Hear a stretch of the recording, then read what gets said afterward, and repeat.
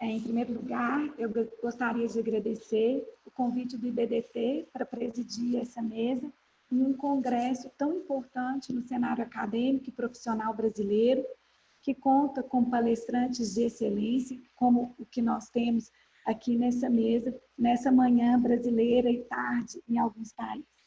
Então, em nome do IBDT, eu gostaria muito de agradecer a presença dos professores Rainer Proksch, professor João Félix Nogueira, a professora Elison Christians e do professor Rodrigo Maito, além da nossa moderadora, a doutora Renata, que incansavelmente se ocupou da organização dessa mesa, e a presença de todos vocês que engrandece esse evento e o torna tão especial para a comunidade brasileira.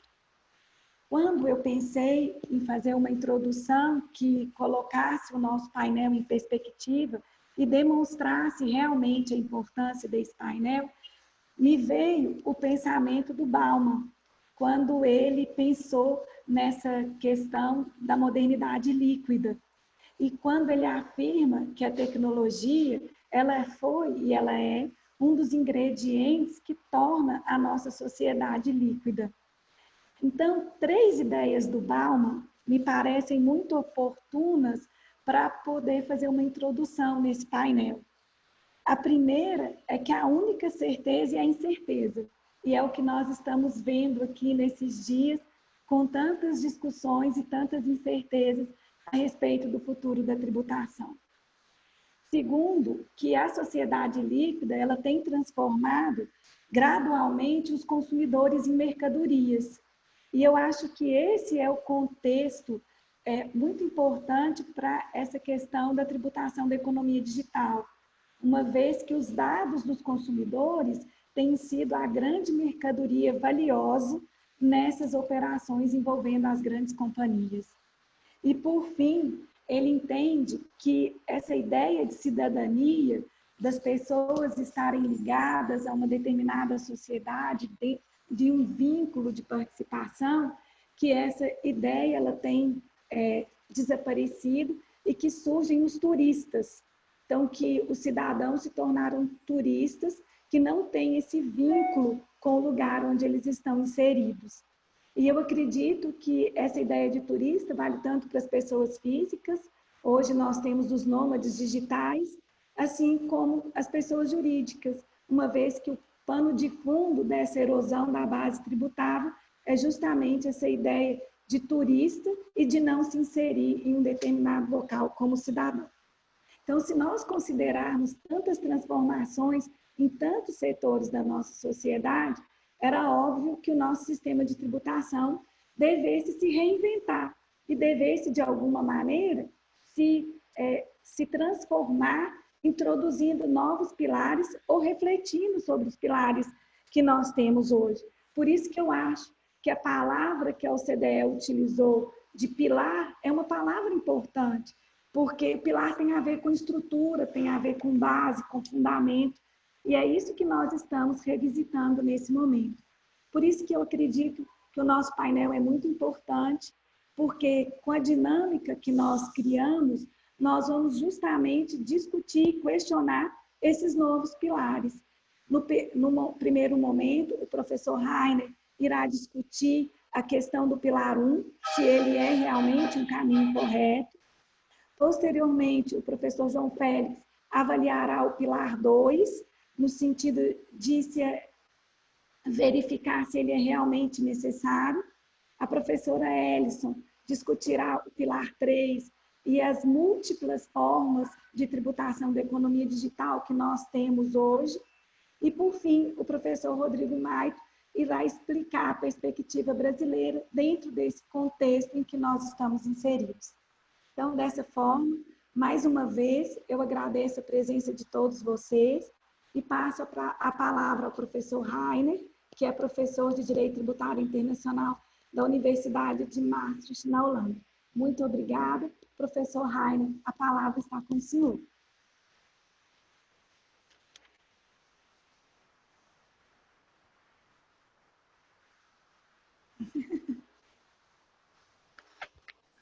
Obrigado, Alessandro.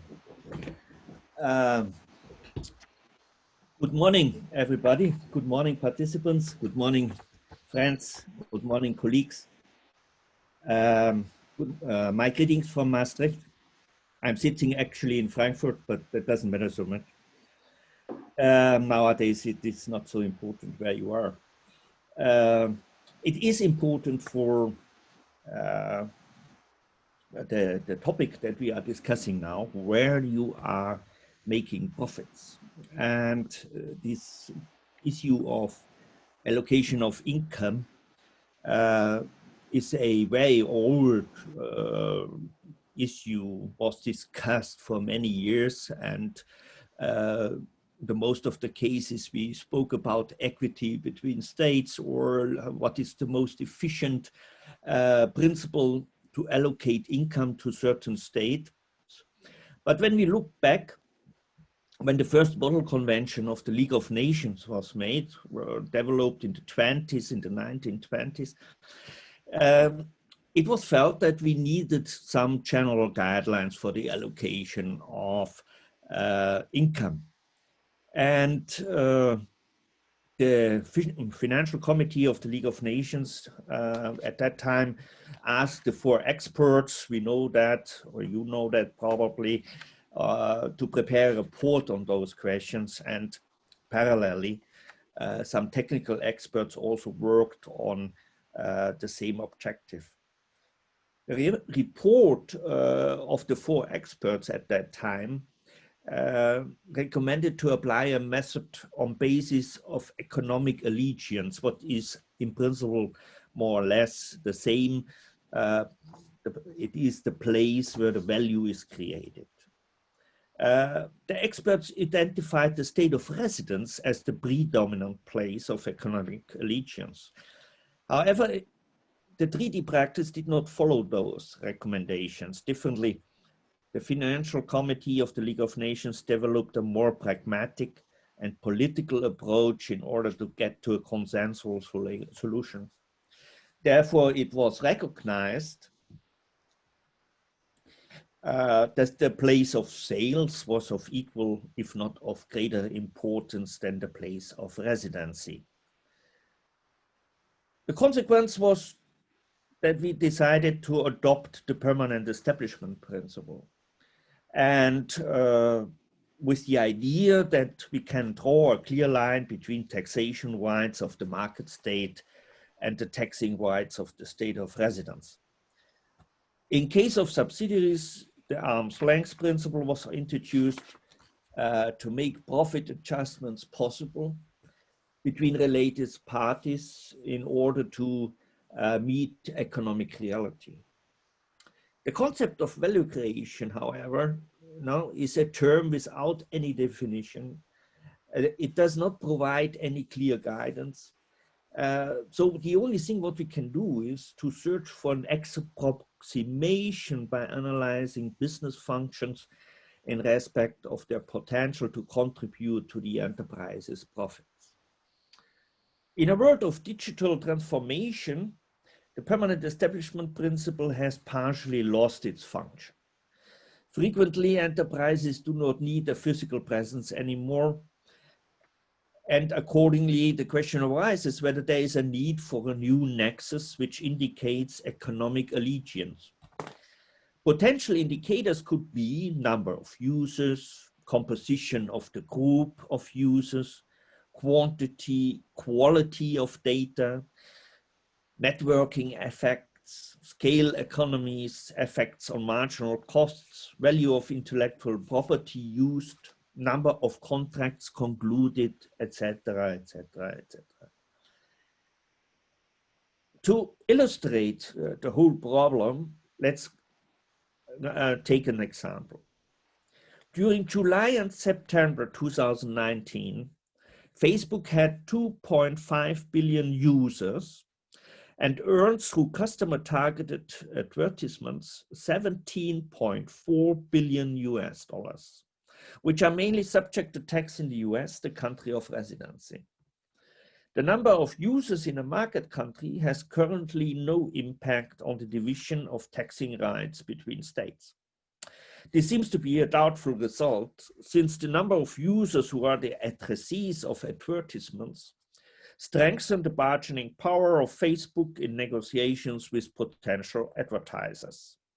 With other words, the number of users has a certain impact on the profit of Facebook, the amount of which, however, will be very difficult to determine in exact figures. Since 2015, when the BEPS report, Action 1, had been published, the OECD is now working in cooperation with the Inclusive Framework on a global solution of the problem. We speak of the unified approach. Pillar 1 focuses on a new nexus and a new profit allocation rule in order to solve the problem of the non-existing physical presence of digitalized companies. It seems, and that is quite important, that the discussion is finished. We have now more or less generally decided that the market jurisdictions should get here in such cases a taxing right. The unified approach wants to cover automated digital services as well as consumer-facing businesses. So there will be no ring fencing of the digital economy. In the opposite, also very normal companies will be covered by Pillar 1. But addressees of the unified approach are only large businesses. There will be some kind of threshold tests. Small and middle-sized companies will therefore still face the traditional permanent establishment principle or the traditional transfer pricing rules. In particular, in case of consumer-facing businesses, this will result in a different treatment of taxpayers depending on the size. Now, I believe that this result shows one of the weaknesses of the unified approach. Instead of developing a general allocation rule, we will get specific rules for large companies while the existing rules still apply. In addition, the OECD foresees specific nexus rules for developing economies where a lower nexus standard should apply. And finally, the OECD is considering to introduce some form of digital differentiation in regard of amount A, that is the amount that will be allocated partially to the market jurisdiction, that will also lead to further segmentation. In regard of the amount of profit that should be allocated to the market jurisdiction, the unified approach assumes a fictitious relation between the multinational enterprise and the market jurisdiction. This means that the whole process is based on a situation where a multinational enterprise has a virtual subsidiary in the market jurisdiction. It is, however, a matter of fact that in most cases, multinationals have already a subsidiary in nearly all countries where they are active. The problem with such subsidiaries is that they are charged high fees for services so that the tax base in the market jurisdiction is rather low. It would, however, certainly be much more efficient to develop a new system which disallows the deduction of such fees under certain circumstances. In addition, double counting may happen so that the same profit will be taxed twice by the market jurisdiction. The unified approach suggests solving this by applying the mechanisms to avoid double taxation. However, it will be extremely complex, first to clarify whether the same residual profit was taxed twice, and second, to determine the proper tax base allocated to the market jurisdiction, which then should be accepted by the state of residence for the purpose of calculating an exemption or a credit. The unified approach isolates a residual profit, which should afterwards partially be allocated to the market jurisdiction. Already the calculation of this amount A, the residual profit, will be necessarily rather arbitrary. The next step the separation of the part that will be taxable in the market jurisdiction will be based on a formula that has nothing to do with any economic reality. And countries interested in getting a tax base allocated should not overestimate the effect. The tax base will be small and may be considered disproportional in relation to the compliance burden of tax authorities as well of taxpayers. Pillar 1 is an extremely complex system of reallocation of profits. Also, the OECD again and again calls for simplicity. Only think about the tax-based determination. We need a segmentation framework, specific loss carry-forward rules and adjustments of the financial accounts, which will not be applied consistently in all countries. There are very much simpler methods for allocation of profits. Consequently, also the avoidance of double taxation mechanisms will be extremely complex. The actual paying entities must be identified, and even the OECD admits that the application of the credit method would be rather complex. Obviously, the OECD was aware that a mere partial allocation of amount A was not sufficient to mirror economic reality. Consequently, Pillar 1 also allocates an amount B to the market jurisdiction. What is strange, amount B has nothing to do with a digitalized economy. It is therefore here not the place to be discussed, but aims at the simplification of transfer pricing rules in case of marketing and distribution activities. Well, that is something what we can do, but we don't have to do it in respect of allocation of income. Tax certainty is a crucial issue in respect of all features of Pillar 1. Sorry. Accordingly, it makes sense to dedicate a whole chapter of the blueprint on this issue. But the OECD wants to pull wool over our eyes. All proposals request a comprehensive additional documentation. The blueprint even talks about an amount A coordinating entity within a multinational group. That means all big companies are supposed to have a new department on the coordinating the amount A. That implies a substantial increase of compliance expenditure. Agreements between states, multilateral agreements between states, are a very limited tool for resolving conflicts. We know this, the experience shows. The establishment of a review panel and a determination panel means nothing else than additional administrative burden on countries involved. I have my doubt whether the most of the countries will be really able to meet all the requirements. Finally, a binding dispute resolution mechanism, which would be the only way to provide true certainty, will not be the result of this process. We should not be surprised, no, when we at the end will not have this result. When we see already now how much the opinions differ between the states involved. But, and that is a very crucial issue, in my opinion, the whole process should be made conditional on a binding dispute resolution mechanism. If we have no binding dispute resolution mechanism at the end, then we get new, very complex rules without any true legal certainty. Thank you for your attention.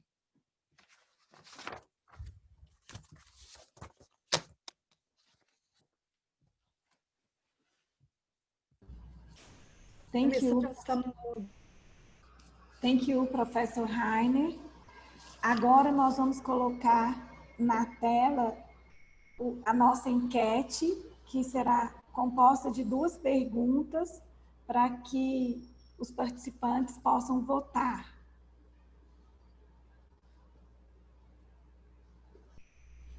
E dando sequência, então, ao nosso painel, eu passo a palavra ao professor João Félix Pinto Nogueira. O professor João Félix é vice-presidente acadêmico do IBFD e é docente da Universidade Católica Portuguesa. Professor João, a palavra está com o senhor. Muito obrigado. Antes de mais, eu gostaria de agradecer ao IBDT, nas pessoas dos professores Luís de Eduardo Choeiri e Luís Flávio Neto, o convite para integrar esta mesa. É um prazer estar aqui em representação do IBFD e da IBFD Task Force on Digital Economy. Gostaria ainda de apresentar os meus cumprimentos aos demais membros do painel, com os quais tenho o prazer de partilhar esta apresentação. Não deixa de ser curioso discutir o aumento da tributação da economia digital numa conferência organizada por Zoom, com links enviados por Outlook, com reuniões preparatórias em WhatsApp, com difusão intensa no Facebook, Instagram, LinkedIn e Twitter. No entanto, não se preocupem, nem tudo está a ser digitalizado. Por exemplo, em preparação desta apresentação, eu perguntei à Siri: Siri, como tributar os gigantes digitais? Tive de falar em português brasileiro porque a Siri não percebe português de Portugal. No entanto, a Siri ficou a pensar até agora. E eu não sei se o problema foi o meu Wi-Fi estar mal ou se a Siri está, como todos nós, à espera da resposta da OCDE. A minha apresentação, vamos passar à minha apresentação. A minha apresentação centra-se no pilar 2 da OCDE, também conhecido como GLOBE. Antes de mais, em que é que consiste este GLOBE? Este GLOBE consiste na introdução, digamos assim, de um imposto societário mínimo a nível internacional. Estamos aqui perante 4 regras, 2 de aplicação pelo Estado da residência e 2, a Income Inclusion Rule e a Switchover Rule, e 2 de aplicação por parte do Estado da fonte, a Under Tax Payments Rule e a Subject to Tax, que neste momento estão familiarizados com as. Devemos destacar esta Income Inclusion Rule, uma espécie de super CFC, que obriga as multinacionais a pagarem imposto no Estado da sociedade-mãe, sempre que uma das suas afiliadas esteja a uma alíquota efetiva mínima inferior à que venha a ser definida. As regras obrigam a que qualquer empresa, independentemente da jurisdição que se encontrem, paguem uma alíquota efetiva mínima. O que pode ser uma boa medida, dado que alguns esquemas de base erosion e shifting exploram precisamente a existência de jurisdições onde a alíquota de imposto sobre o rendimento é 0 ou quase 0. Apesar da bondade do objetivo, o certo é que estas regras, pelo menos tais como estão apresentadas pela OCDE e tendo já em conta os leaked documents dos blueprints, enfermam de alguns problemas. Se não vejamos, primeiro, em relação ao rendimento, renda tributável. Para efeitos do cálculo, diz-nos a OCDE, seguem as regras contabilísticas de consolidação aplicadas à sociedade-mãe do grupo. Portanto, não são regras tributárias, são as regras contabilísticas e que já são aplicáveis à sociedade do grupo, à Ultimate Parent Company. Há aqui uma nova remissão do direito fiscal para o direito contabilístico. Isto tem vantagens, claro. O rendimento de multinacional será determinado de uma forma que ela já aplicaria, pelo que não se adicionam custos de cumprimentos. No entanto, não existe uniformidade nas regras de determinação do rendimento tributável. Grande parte dos países aplicam os IRS, mas há países que não os aplicam. E um grande exemplo é os Estados Unidos, que aplicam as US GAAPs. Mas temos ainda o Canadá, o Japão, a China, a Índia e a Coreia do Sul. Ou seja, o que é rendimento para efeitos desta iniciativa pode ser diferente, tendo em conta a localização da sociedade-mãe. Ora, diz-nos que as diferenças não são muito significativas. E eu tive dúvidas. E o que nós fazemos quando temos uma dúvida? Perguntamos ao Google, neste caso a Siri. E aí, perguntei à Siri, Siri, as regras da IFRS FRS coincidem com as regras da US GAAP. E aqui a Siri não de pesquisar muito. E imediatamente me enviou um relatório da KPMG, 545 páginas de diferenças. E, de forma surpreendente, nenhuma delas é abordada nos blueprints, nos leaked documents. Será que isto nos vai levar a um fórum shopping, com as sociedades a colocarem a Ultimate Parent Company em jurisdições mais favoráveis para estes efeitos? Ou com auditorias menos invasivas? Teremos de ver. A alíquota, porventura, um dos aspectos de design mais importantes e ainda não contradefinida. E nota, o tax rate, a alíquota mínima, é extremamente importante. Porquê? Se ela for demasiado baixa, a medida perde efetividade. Se for demasiado alta, o que acontece é que algumas multinacionais não vão investir em determinados países. Porquê? Porque elas, multinacionais, teriam de suportar a alíquota desses países mais a alíquota top-up de compensação imposta pela Income Inclusion. Ao passo, as empresas com as quais elas competiriam nesse mercado local apenas teriam de pagar a alíquota local. Portanto, há aqui um problema se a alíquota for demasiado alta. Um dos outros elementos de design interessantes é o imposto. Portanto, no indicador, nós consideramos os impostos e, neste caso, a ideia diz-nos que são apenas impostos diretos. Para efeitos de determinar a alíquota mínima de uma multinacional, nós teremos em conta apenas impostos diretos. No entanto, os leaked documents dizem-nos que, por impostos diretos, os impostos diretos não cobrem as Digital Services Taxes. Isto pode levar, portanto, os DSTs excluídos. Isto pode levar a uma, não já dupla tributação, mas uma dupla tributação. Porquê? Imaginemos que, num determinado país, uma multinacional está sujeita a uma alíquota baixa. Mas que tal portanto, a afiliada de uma multinacional está sujeita a uma alíquota baixa, mas está compensado nesse país por uma DST. A DST não vai ser considerado para efeito de cálculo do imposto pago por essa afiliada nesse país. Os resultados são depois consolidados e, no âmbito da sociedade, vamos aplicar o imposto compensatório que não tem em conta o imposto compensatório DST pago pela afiliada nesse país. Temos aqui uma dupla posição. Será que isto faz sentido? Vou tentar aqui ver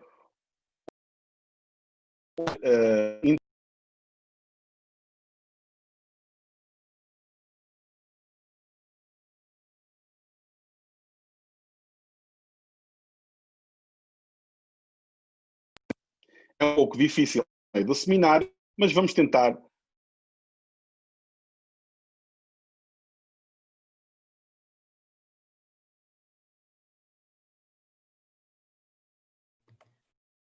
Alessandra, acho que nós temos problema com a conexão do professor João. Acho que você poderia seguir em frente. Temos muito pouco sobre os carvalhos. Consegue-me ouvir? Sim, acho que a sua conexão está com problema. A gente está ouvindo sua voz metalizada e foi cortado uma parte da sua exposição. Ok. Espero que agora me estejam a ouvir melhor. Sim. Ok, perfeito. Vamos então continuar. Carvalhos. Também podemos ter problemas ao nível dos carvalhos. Ainda não sabemos exatamente que carvalhos é que serão introduzidos, mas eles podem levar a destruções. Além dos problemas relacionados com o design, existem várias outras deficiências, nomeadamente o ring fencing. O professor Rainer Prock estava a dizer que o pilar 1 não levava a ring fencing, mas isto não se passa com o pilar 2. E o pilar 2, efetivamente, leva a ring fencing. Temos dois problemas em termos de ring fencing. Um deles é o ring fencing e distorção da concorrência. Em primeiro lugar, as regras só se aplicam a sociedades a operar num contexto transnacional, as quais estarão numa posição menos favorável que as empresas domésticas. Em segundo lugar, as regras só se aplicam a multinacionais com uma receita superior a 750 milhões. Estas vão estar colocadas numa posição menos favorável, sem que exista uma razão de policy para fazer essa distinção. Temos ainda temos dois problemas de implementação. Temos um problema de implementação em termos de lei doméstica. Vamos precisar de regras que estendam a soberania tributária às situações globo. E como é que garantimos que todos os parlamentos em todos os países do mundo estendam a soberania tributária interna de uma forma uniformizada que não leve a problemas de dupla tributação? Mesmo a partir das regras dos liquid documents, é difícil perceber os contornos finais destas regras. E como sabem todos os juristas, the devil is on the details, e em estruturar no fraseado wording destas regras. Temos ainda problemas de implementação com os tratados. Teremos de criar um instrumento multilateral que se aplique de uma forma clara a todos os países e ao mesmo tempo, para que a medida seja efetivamente aplicável. Será que o conseguimos? E temos ainda problemas a termos de direito da União Europeia. Existem sérios problemas de compatibilidade. Por exemplo, a Under Tax Payments Rule, ao aplicar-se apenas no cenário transnacional, viola claramente o direito da União. Para um exame mais pormenorizado do direito da União Europeia, por favor, vejam um artigo que publiquei há cerca de mês e meio no World Tax Journal, chamado Globe EU Tax Law. Por último, estas regras podem levar a alguma manipulação. Por exemplo, um país que tenha uma taxa mínima abaixo da que for efetivamente definida pela OCDE pode decidir subir os impostos diretos para cumprir essa alíquota mínima e depois compensar essa subida com uma descida em impostos indiretos e ou contribuições para a segurança social, ou mesmo com subsídios estatais. Será que existe alguma possibilidade de robustecermos estas regras? Posto isto, e porque o tempo também não é muito, passemos para algumas considerações finais. Acho que um exame do Pilar 2 não será bem feito se não tivermos em consideração o Pilar 1 e o Pilar 2. Porquê? O Pilar 1 e o Pilar 2 são apresentados pela OCDE como uma forma de resolver problemas da economia digital. No entanto, fazem-no em direções distintas. O Pilar 1 reforça os estados da fonte e do mercado, enquanto que o Pilar 2 acaba por reforçar os estados da residência e as Capital Export Jurisdictions. Será que faz sentido caminhar conjuntamente, mas em direções diversas? Em segundo lugar, há aqui um anulamento parcial da soberania tributária, a qual pode ser mais ou menos grave na medida em que nós podemos ter de utilizar essa soberania, ou seja, a possibilidade de definição de alíquotas mínimas para algumas empresas ou algumas entidades abaixo do mínimo definido pela OCDE. E podemos ter de o fazer, nomeadamente por imperativos constitucionais. Em terceiro lugar, há aqui uma imposição de um Steuerstaat, ou de um Estado fiscal. Ou seja, a partir de agora, há uma agenda mundial de que todos os Estados têm de ser Estados fiscais, ainda que os Estados macroeconomicamente não necessitam, como é o exemplo de alguns países árabes. E por último, e com isto termino, quem são os vencedores e os perdedores? Porque em qualquer reforma tributária existem claramente vencedores e perdedores. Num estudo recente da Universidade de Oxford, esta identificou alguns dos perdedores. E não temos surpresas. Bermuda, Holanda, Ilhas Cayman, Ilhas Virgens Britânicas, Luxemburgo, Porto Rico e Singapura. Nada nos surpreende. Mas infelizmente também não me surpreende verificar quem serão os prováveis vencedores desta reforma, deste Globe Pilar 2. E os grandes vencedores, de acordo com este estudo, são a China e os Estados Unidos.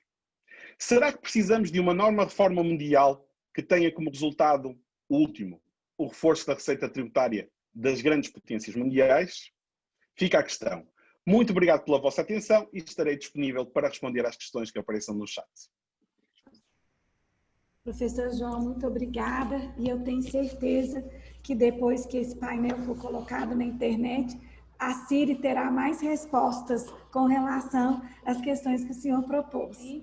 Eu gostaria de passar a palavra à professora Alison Christians, que é professora da Universidade McGill, no Canadá. Professora Alison, por favor.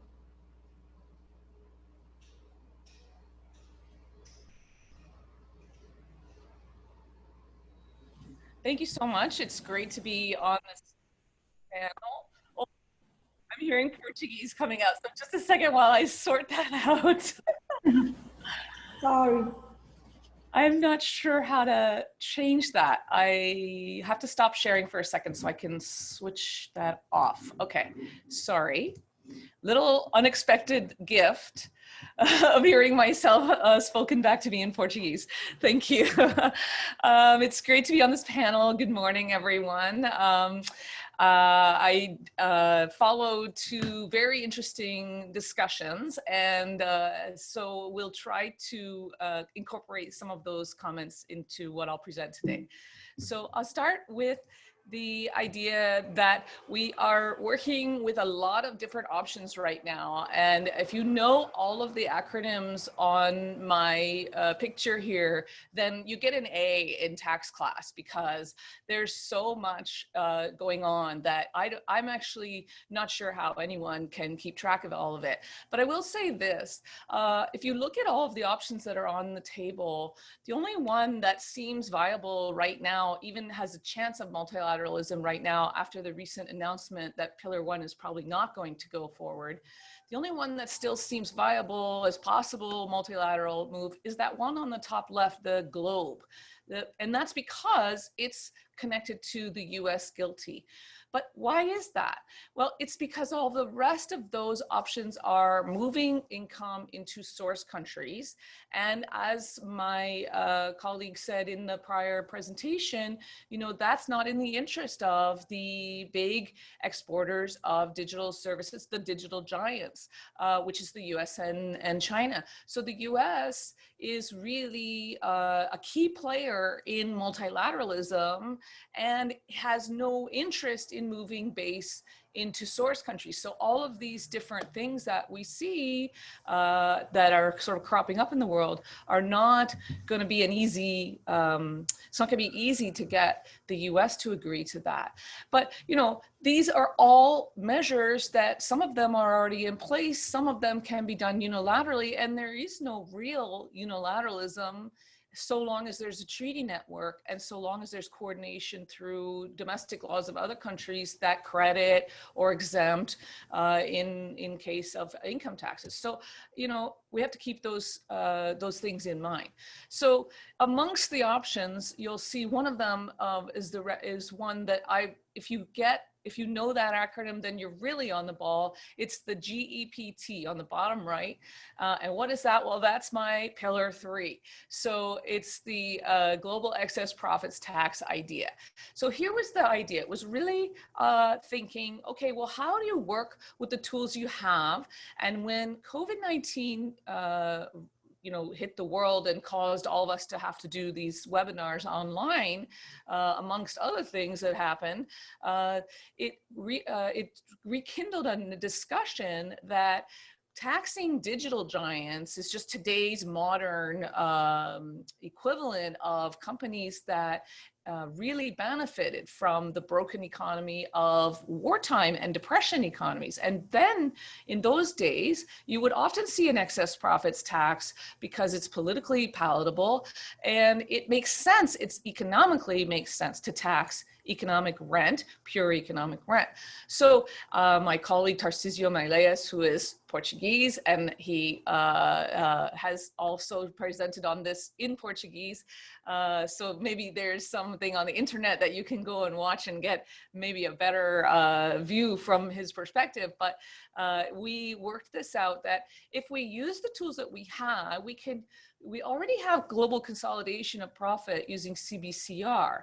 If you connect that to the routine, non-routine profit split that's going on with Pillar 1, you can already isolate that most of the non-routine profit is really something that we could focus on. And it's not that hard from there to build in an additional surtax, really. Once you're already doing it, it's just to take a little bit of that non-routine profit, which is exactly what the OECD is already contemplating and sort of laying out the structure of that, the conceptual structure of that.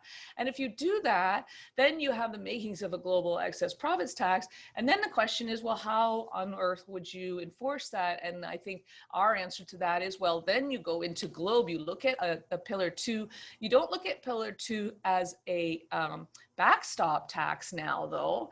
This time you look at Pillar 2 as a way that you could agree on that surtax rate and assign this cascading tax right thing. That is where if one country doesn't want to impose that tax, then the next one up the chain can do it. And that structure is built into Pillar 2. So effectively, we just took those elements that we had and sort of like a DJ with some records, we just remixed it and turned it into a global excess profits tax.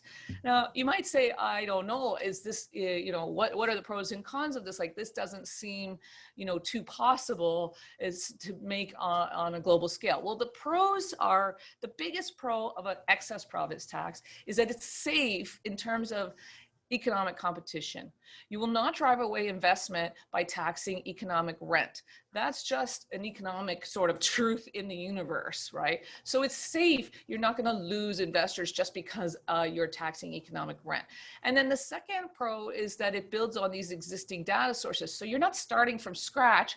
You're not trying to build something new. What you do with that CBCR data is you work out which companies are already now making a lot more profit than they did last year. So we just have enough data with those CBCR that we could start making that assessment. And then my third pro is that it would build on and enhance Pillars 1 and 2 by kind of connecting them a little bit more explicitly. Sometimes I think when we think about Pillar 1 and Pillar 2, we act as if they're two separate regimes, but really they actually do inform each other. They do talk to each other. So those are the pros. Now, what are the cons? Well, it depends on Pillars 1 and 2. And as I said at the beginning of this talk, Pillar 1 is probably already dead. So, you know, we need consensus to get that Pillar 1. And I think one of the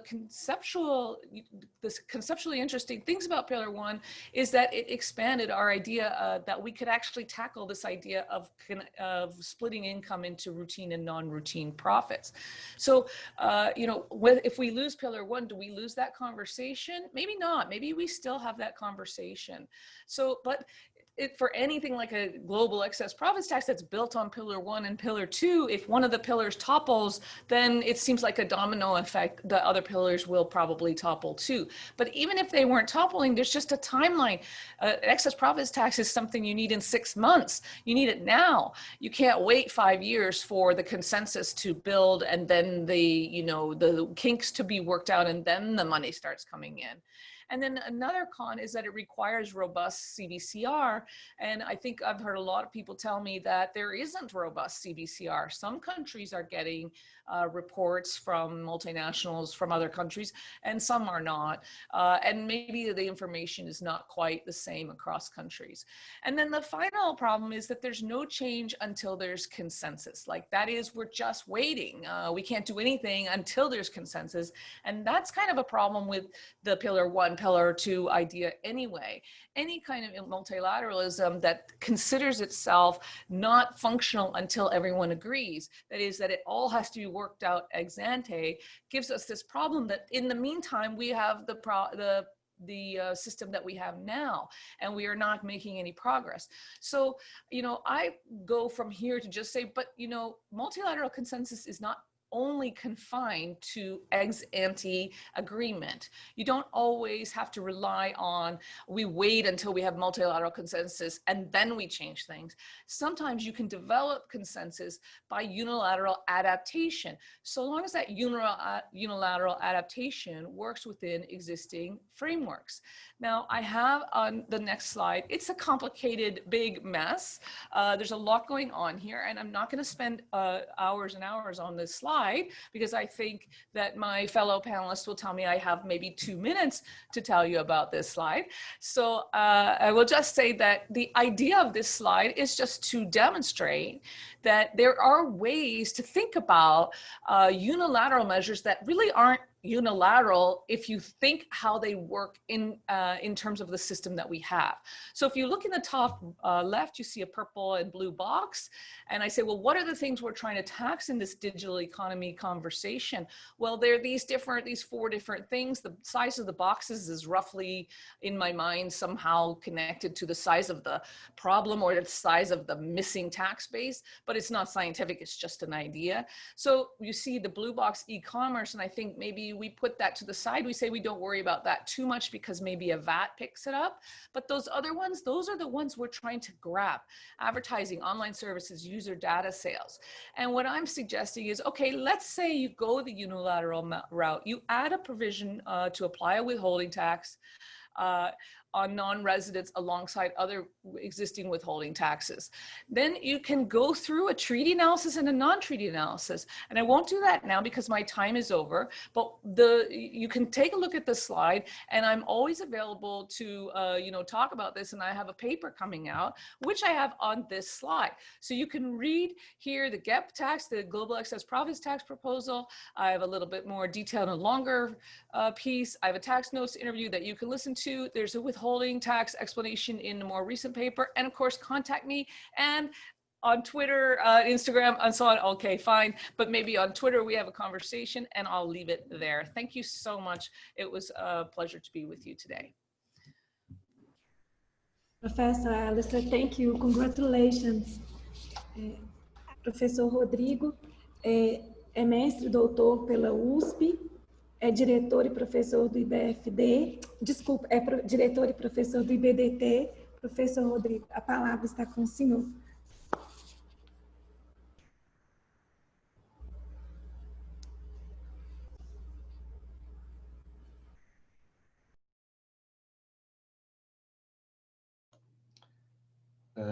Bom dia a todos e a todas. É um prazer muito grande poder dividir essa mesa com professores tão estudiosos da tributação internacional e especialmente da economia digital, tributação da economia digital.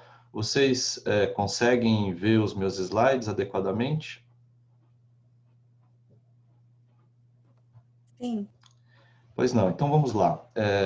Eu agradeço... Rodrigo, desculpa, não está no modo de apresentação. Agora sim. Agora sim, vamos lá. Muito obrigado. Eu vou procurar ser breve em função do tempo. Nós temos um contexto aqui, como muito bem vimos das exposições anteriores, de muito questionamento em busca de uma tributação voltada a captar o fair share de cada país, ou seja, aquilo que cada país poderia tributar no contexto da economia digital de forma justa, adequada e satisfazendo todas as pretensões desses países. O fato é que nós temos, nesse contexto, bastante controvérsia e o consenso está longe de ser alcançado.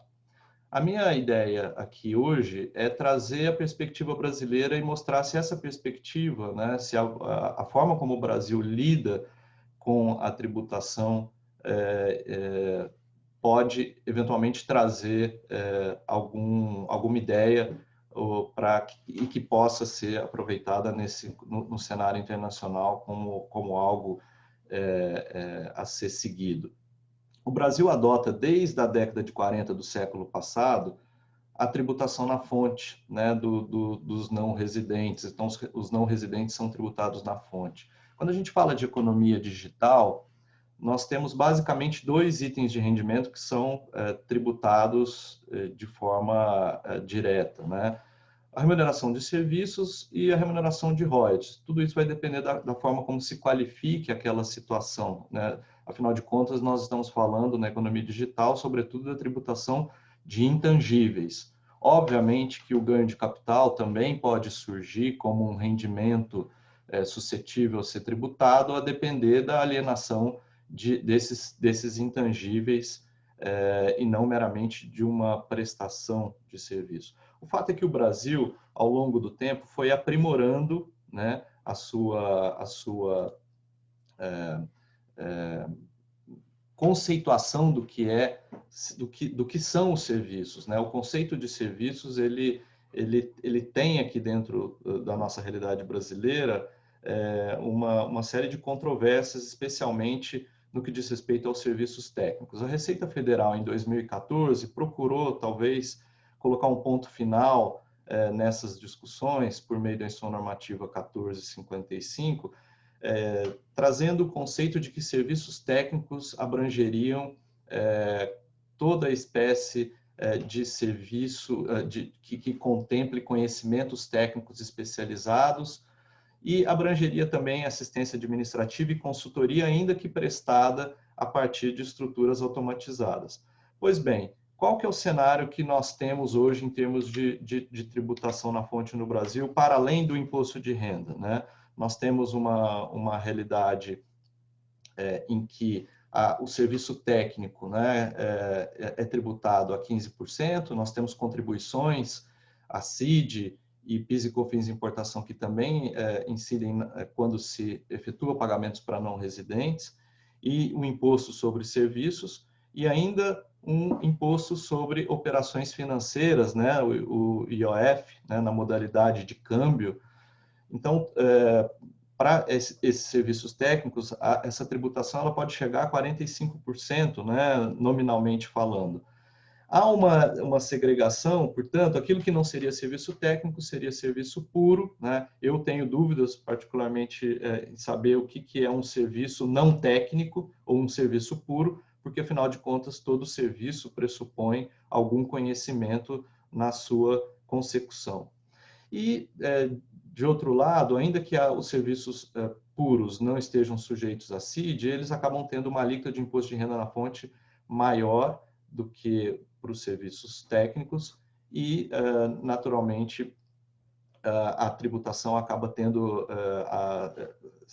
finalizando na mesma alíquota nominal global, ou seja, a gente chega no mesmo resultado praticamente. Os royalties, por sua vez, estão sujeitos a uma tributação, vamos assim dizer, mais baixa na fonte, mas existem uma série de controvérsias sobre a dedutibilidade desses royalties, que eu não vou entrar aqui em benefício do tempo.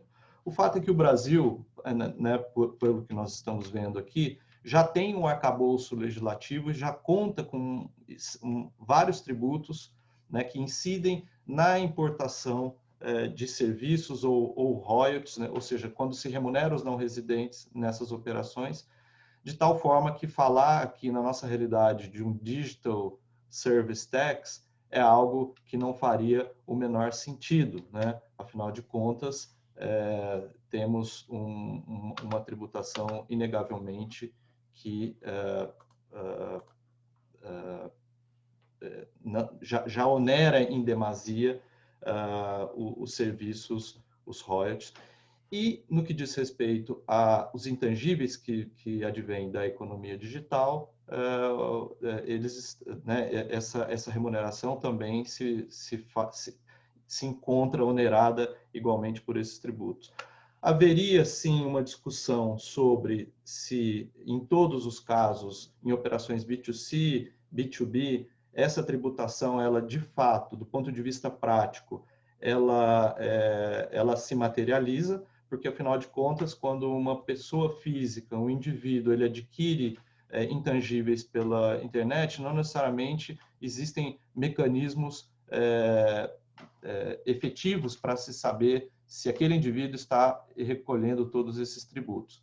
Diferentemente do que acontece com o imposto de renda, contribuição, com a CID, o PIS e COFINS de importação e o ISS, o único tributo que um indivíduo, ao fazer uma compra internacional via cartão de crédito, ficaria sujeito de uma forma imediata, né? Não que ele não deva pagar os demais tributos, é o IOF, e isso naturalmente traz desafios de ordem prática para a administração tributária, saber se as obrigações tributárias estão sendo devidamente cumpridas. No âmbito da aplicação dos tratados contra a bitributação, o Brasil é conhecido no cenário internacional por uma postura bastante particular no que diz respeito à qualificação da remuneração dos serviços.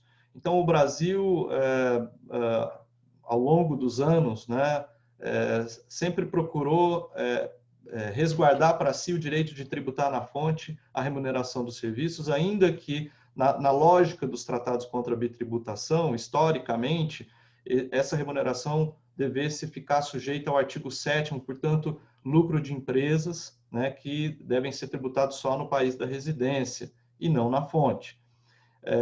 Nós temos a particularidade de que a maior parte dos tratados brasileiros, nos seus respectivos protocolos, traz uma equiparação do serviço técnico e assistência técnica a royalties, ou seja, para fins de aplicação dos tratados brasileiros, à exceção dos tratados com Áustria, Finlândia, França, Japão e Suécia, haveria, então, em todo caso de remuneração a não residentes de serviços, né, a equiparação a royalties, e isso faria com que houvesse um deslocamento da regra alocativa do tratado, né, do artigo 7º para o artigo 12. A Receita Federal, né, obviamente que em função de precedentes jurisprudenciais, na linha de que a qualificação deveria respeitar se o tratado possui ou não norma específica para essa tributação, acabou em 2014 apresentando um ato declaratório interpretativo que estabeleceu um roteiro em que a qualificação prioritariamente vem para o artigo 12, royalties, se houver protocolo, né? Eventualmente artigo 14, que é o artigo que trata da remuneração de profissionais independentes, artigo esse que, lembramos, já foi excluído da Convenção Modelo da OCDE por estar, de uma certa forma, dentro do escopo do próprio artigo 7º, ou mesmo do artigo 12, a depender da situação e a depender da natureza do serviço que a gente esteja diante. Mas, residualmente, então, na medida em que os tratados não tiverem no seu protocolo aquela equiparação, aplicar-se-ia, então, o artigo 7º. Essa é a situação que vivemos aqui no Brasil. Obviamente que existem uma série de nuances aqui a respeito dessas equiparações, né? No que diz respeito ao ganho de capital, o Brasil também opta por tributar na fonte e o faz com base num critério de localização do ativo em relação ao qual o ganho de capital é auferido, se ele está aqui localizado.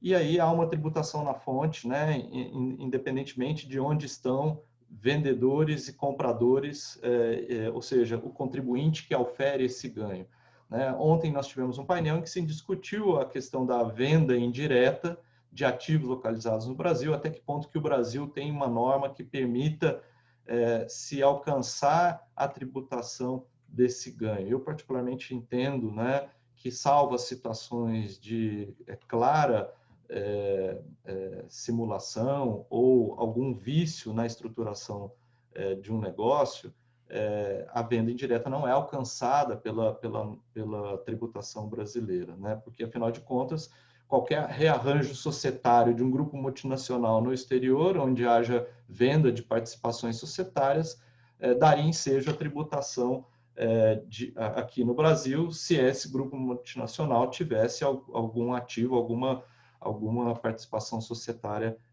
aqui no Brasil. Então, vejam que há um amplo debate a respeito da aplicabilidade e a extensão da tributação na fonte nessas hipóteses.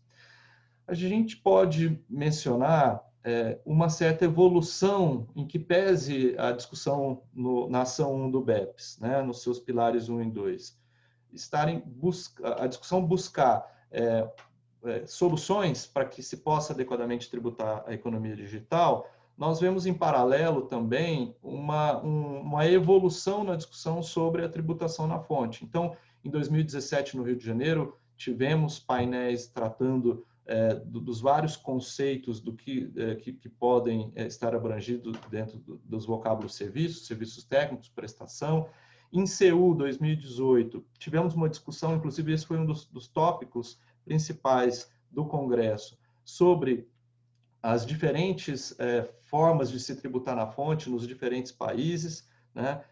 Isso foi realmente muito rico e foi possível verificar que nem todos os países tributam na fonte a partir de mesmos critérios. A pergunta que ficou seria possível buscar a tributação na fonte da renda líquida e não da renda bruta, como que é o que ocorre aqui no Brasil?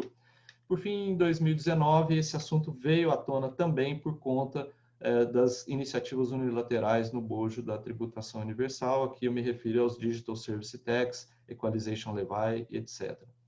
Pois bem, caminhando para o final aqui, o que nós estamos diante nessa discussão? É a alocação do direito de tributar entre fonte e residência. Esse problema não vem agora sendo inaugurado por conta da tributação da economia digital. Ele é um problema que sempre existiu. A discussão entre como alocar a fonte e residência não é de hoje. Essa iniciativa da ação, ela é válida? Entendo eu que sim, no contexto de se buscar a tributação do chamado stateless income, né? Ou seja, das situações em que nem país da fonte nem país da residência conseguem tributar adequadamente. Então, existem questões de ordem prática, né, em relação a como essas soluções que estão sendo aventadas nos pilares 1 e 2 vão realmente ser aceitas por países com diferentes realidades, com sistemas tributários bastante complexos, igualmente complexos, e com características particulares, né? A visão que eu particularmente tenho do tema é que, na verdade, essa iniciativa da OCDE, ela basicamente ela vai terminar numa rediscussão sobre a alocação do poder de tributar para além da economia digital. Ou seja, nós estamos falando aqui de medidas que podem afetar a economia tradicional, bem em linha com aquilo que o professor Proques mencionou na sua exposição. Pois bem, eu aqui já finalizo a minha apresentação dizendo que essa dicotomia, né, entre a alocação do poder de tributar fonte e residência, ela sempre existiu, ela vai continuar existindo. A tributação na fonte, no modelo que temos no Brasil, é a melhor solução para este problema? Eu particularmente entendo que não da forma como ela foi implementada, e foi implementada aqui, diga-se, de forma involuntária. O Brasil não tem uma posição de vanguarda em relação à tributação da economia digital, foi um acidente, em um certo sentido, né? E nesse ponto, o que eu sustento é que a tributação na fonte, ela, do ponto de vista prático, ela funciona. Ela só deve ser bem calibrada para que haja um equilíbrio, né, em termos de carga tributária e em termos do que cada país pode ter em termos de arrecadação tributária nesse contexto. Enfim, me parece que, né, em linha com aquilo que costuma se dizer, né, existe uma frase de um jornalista americano que diz que para todo problema complexo existe sempre uma solução que é simples, clara, mas igualmente equivocada. Eu prefiro contar com uma visão diferente, uma visão de alguém que foi um visionário, né, que a simplicidade é a suprema sofisticação, né? O intuito aqui da ação é legítimo, sem dúvida alguma. As soluções que estão sendo aventadas são complexas, me parece que sejam utópicas, de difícil consenso.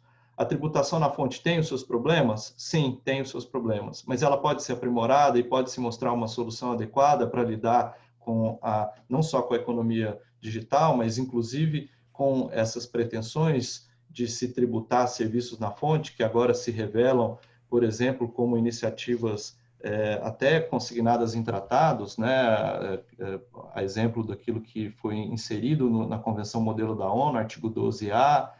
Enfim, acho que o caminho a solução passa por enfrentar essa discussão e saber se realmente ela não é a melhor entre todas aquelas que se apresentam. Muito obrigado. Rodrigo, muito obrigada. Agora nós vamos colocar a resposta da enquete com relação à segunda pergunta e nós já vamos passar a palavra para Renata, para que a Renata possa fazer a pergunta da nossa rodada de debates. Renata, por favor. Bom dia a todos vocês. Como a gente pôde perceber da fala dos nossos palestrantes aqui hoje, existe muita controvérsia com relação à proposta da OCDE nos pilares 1 e 2, e principalmente uma grande dificuldade de se implementar o que ali está sendo proposto, né? Questões com relação à complexidade dessa proposta, eventual dupla tributação que ela possa ocasionar, enfim. E a ausência de um consenso entre os países membros da OCDE que compromete a própria eficácia e viabilidade dessas medidas. Por outro lado, a professora Alisson vem propor aqui um pilar 3, um tanto uma proposta inédita, mas que também nos parece que vai enfrentar as mesmas dificuldades dos outros dois pilares, das outras duas propostas. Em razão disso, o que nós temos visto na prática é a adoção de medidas unilaterais pelos países, com a implementação de um Digital Service Tax, através do qual esses países pretendem tributar lucros da economia digital.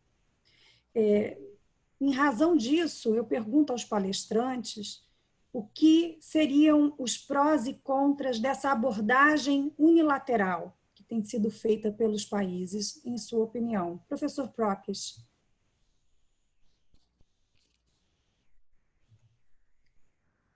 Thank you for giving me a chance to say something on that.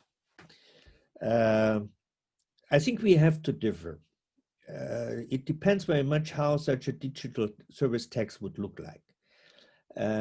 I would be very against such a tax if it was levied in form of an income tax, also in form of a withholding tax. That doesn't make sense. We would always get in conflict with treaties. We would have the same problem that we need some kind of harmonization worldwide. We need treaty rules which avoid double taxation. Otherwise, the double taxation will be substantial, and that will be a serious obstacle for international trade. And it makes the countries which are more aggressive here in this respect less attractive for foreign investments. I think that is always something we should have in mind. And there will be at the end some kind of competition between states. And I don't think that this will be in favor of international trade. But I would be in favor for such a tax if it was levied in form of an excise tax. The proposal of the European Union seems to me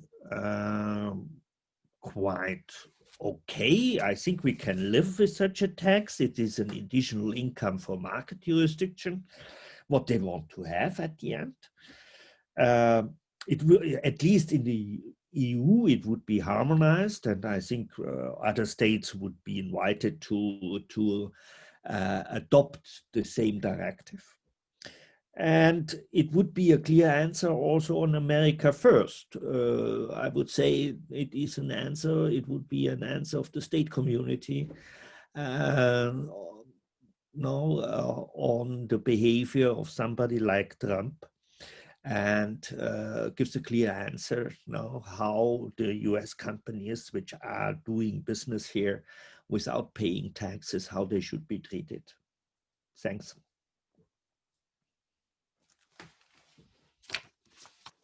Professor João. Muito obrigado. Os prós de qualquer solução unilateral são bem conhecidos.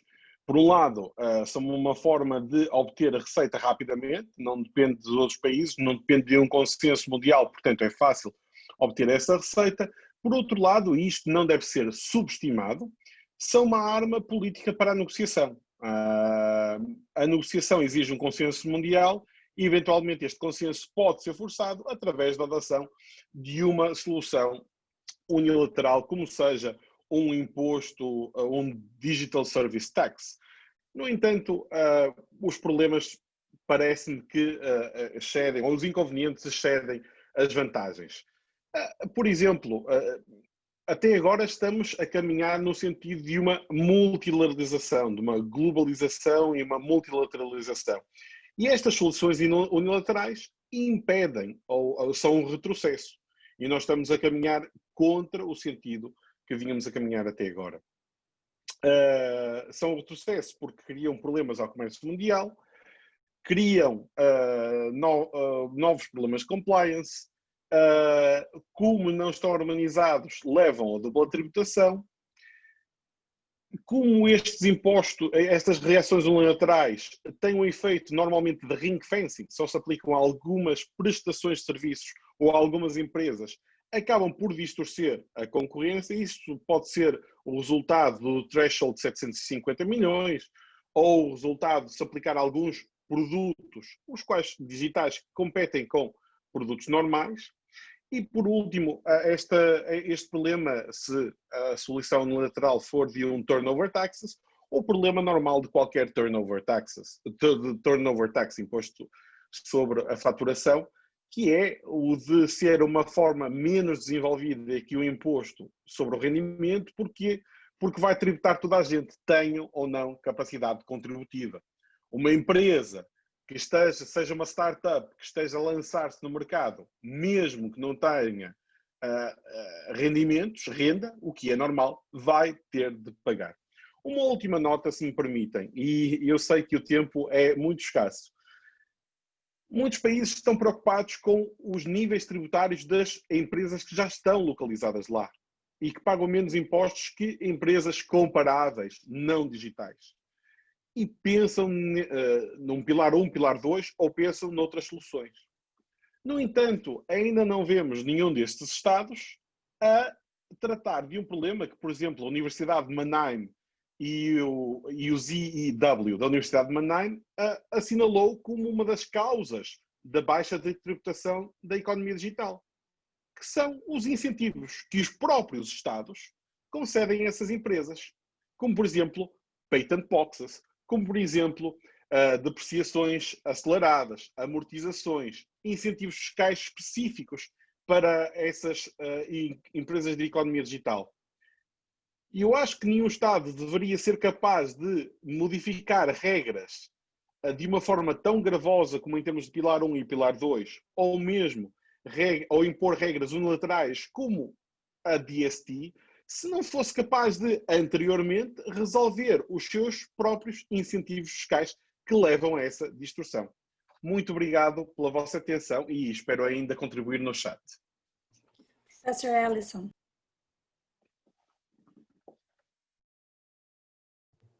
Thank you so much. So let me make a pitch in favor of unilateralism and also in favor of not using that term. So we know there is no such thing as a fully isolated movement. You can't do anything in tax without thinking about how it has international impact. So any move you make, you're not working in a vacuum, you're working with a bunch of rules you already have. So if you don't have a treaty network, then what you're working with is the foreign tax credit or exemption rules of other countries. So of course a digital service tax is not going to be great if you're not going to get a credit or exemption in the other country, which is why if you don't have treaties, you shouldn't be using digital services taxes. You should be using withholding taxes in your income tax, which have more chance of being creditable. So that's when we say unilateral, we are suggesting that unilateral is autonomous or isolated, and I would argue the opposite is true. It's not isolated. But then to further that point, you I think unilateralism can push the conversation forward. So consider when France decided to do the DST, the US responded not with multilateral institutions. It had already dismantled those multilateral institutions in the form of the dispute settlement understanding in the WTO. The US had already eliminated multilateralism, and so they used an internal decision-making process to decide for themselves, not that France's tax had violated the GATT or the GATS, but that it had violated US view of what is fair, reasonable, or discriminatory against itself. And it came out with a unilateral decision that France's DST violated its own internal idea of what is fair for trade, not using GATT, not using GATS. So that's a movement. Now, the US might have used that 301 to try to convince other countries not to go down that road, that it was willing to bypass multilateralism to punish a state using its own internal rules. That is the definition of unilateral. Right? So I would argue that that message didn't quite go through, because then we have a whole lot of other countries adopting DSTs. And now the US has initiated a second 301 investigation, not a multilateral, not using GATT, not using GATS, not using the dispute resolution.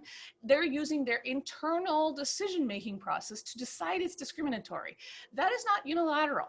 So, that is not multilateral.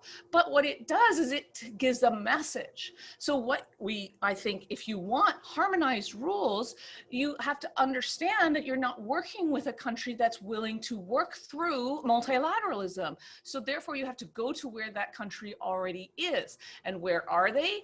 They have a very complicated, very sophisticated foreign tax credit regime, which credits in lieu of taxes. And even in the Pillar 2, someone leaked those documents.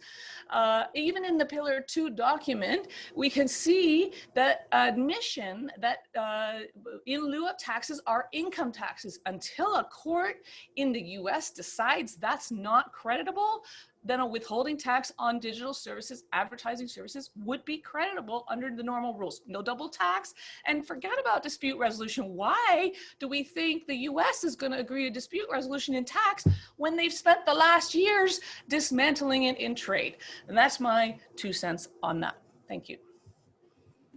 Obrigada, professora Ellison. Rodrigo, seus comentários. Obrigado, Renata. Não sei se eu tenho muito a agregar após as falas dos meus colegas aqui. De fato, o que eu entendo é que essas iniciativas unilaterais, elas trazem uma série de problemas que eu acho que complicam muito mais o cenário, né? Ou seja, dificuldade de aplicar tratados contra a bitributação, medidas unilaterais em função da natureza dessas cobranças, tem aspectos discriminatórios que são graves.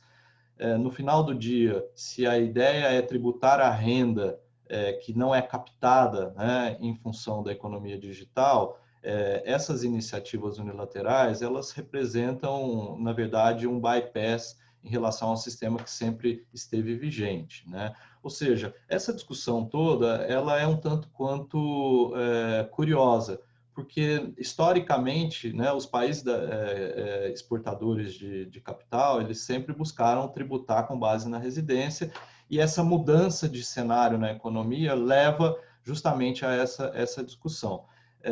O que me parece é que o DST, né, o Digital Service Tax, ele tem problemas que são até piores do que a própria tributação na fonte pelo imposto de renda, né? Se o imposto de renda na fonte, da forma como ele é concebido em muitos países, que é tributar a renda bruta e não a renda líquida, que é um problema que nós temos no Brasil, né? O DST ele vai além, porque ele é um tributo com outra natureza, ele acaba se convertendo num tributo sobre o consumo e ainda assim tende a tributar a renda bruta em detrimento da renda líquida. Então, traz uma série de questionamentos atrelados a isso.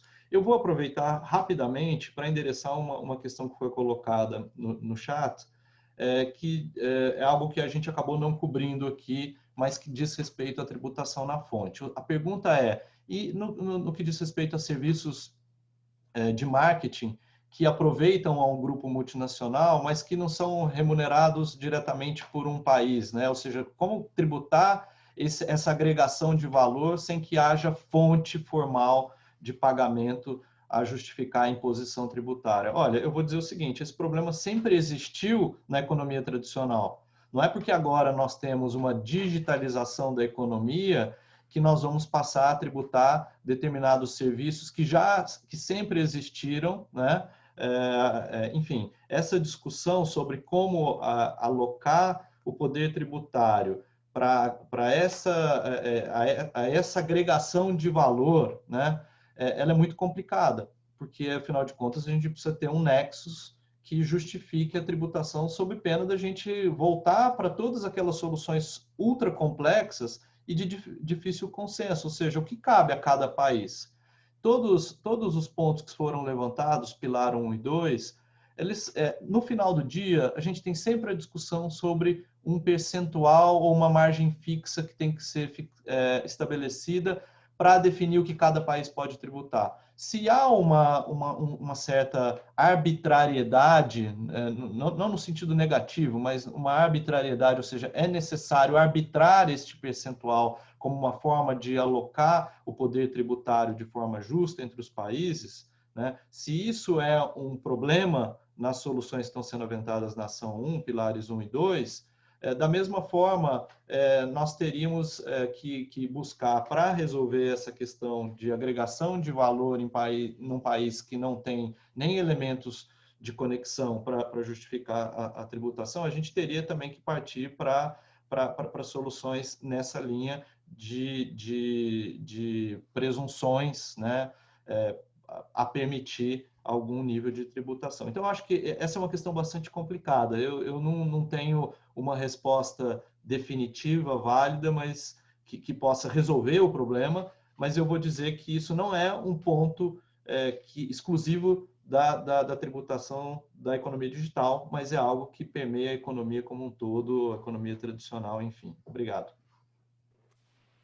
Professor Rodrigo, eu queria fazer, então, aqui alguns breves apontamentos para a gente concluir o painel. E eu acho que a grande questão que se coloca quando a gente está falando da economia digital é que hoje o grande valor dessas empresas é criado pelos próprios usuários. Como um recente documentário da Netflix, The Social Dilemma, como ele coloca de uma forma bastante emblemática, se você não está pagando, é porque você é o produto.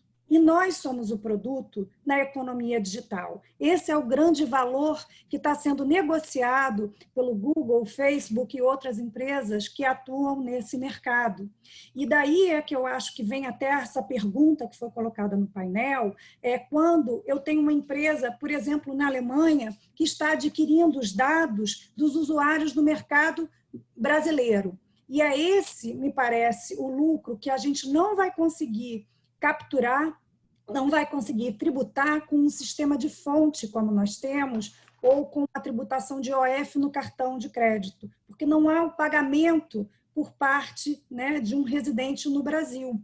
Mas o grande lucro que está sendo gerado, ele provém justamente da negociação dos dados desses usuários brasileiros. E daí surge a proposta do Pilar 1, me parece, de alocação de parte desses lucros que, na prática, foram gerados aqui no país, aqui neste mercado, para que eles também possam ser tributados pelo Brasil. Como a gente viu, existem, de fato, diversos, vamos dizer, desafios para a implementação dos pilares 1 e 2, e, é claro, desafios que a gente verifica não foram ainda superados. Não há um consenso, né, entre os países e, por outro lado, uma forte oposição já mostrada pelos Estados Unidos, que, como bem colocou a professora Alisson, desafia realmente a própria viabilidade dessa proposta. Mas é uma proposta, por outro lado, que, ao menos dentre aquelas que a gente até hoje examinou, talvez seja a única que consiga capturar esse tipo de situação. Então, ela merece, sim, uma reflexão e merece, talvez, que seja aprimorada para que alguns desses problemas possam ser ultrapassados, talvez seja a base para nós evoluirmos para uma nova solução, mas que traga mais justiça na tributação na economia digital. Eu acho que esses eram os comentários que eu queria deixar aqui no painel, os comentários finais, e, Alessandra, eu passo, então, para você a palavra. Alessandra, posso, antes de você encaminhar para o fechamento, fazer apenas um comentário final aqui?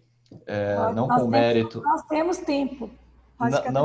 Não com o mérito do que cada um de nós discutimos, mas eu creio que eu seja o último dos organizadores com participação nos painéis, e eu gostaria de aproveitar esse tempo para agradecer a todos os painelistas que dedicaram o seu tempo, o seu precioso tempo, para contribuir de forma tão bacana e enfim, com todos os aplausos que merecem o esforço de todos que estiveram conosco aqui nesses dias e que ainda vão nos próximos painéis apresentar as suas ideias.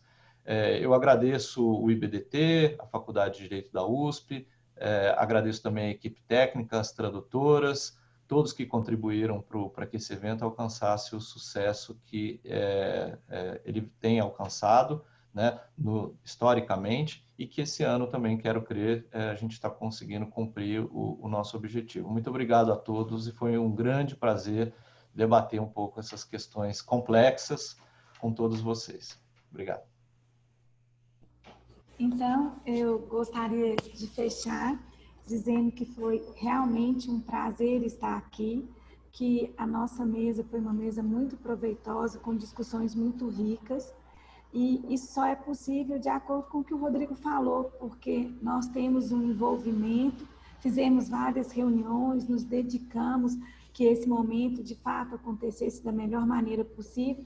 E eu acho que esse é o mérito do IBDT, que ao longo da sua existência, da sua vida, desde o professor Rubens Gomes de Souza, tem tentado dar ao estudo do direito tributário no Brasil uma excelência, um compromisso, um rigor. Eu brinco que o IBDT é uma grife de qualidade, então a gente se sente honrado de poder participar, porque de fato é um convite especial de uma instituição que sempre vem prezando por um estudo de qualidade, tanto do ponto de vista profissional quanto acadêmico, mas que nós tenhamos um compromisso com criar um direito tributário justo, discutido e respeitoso.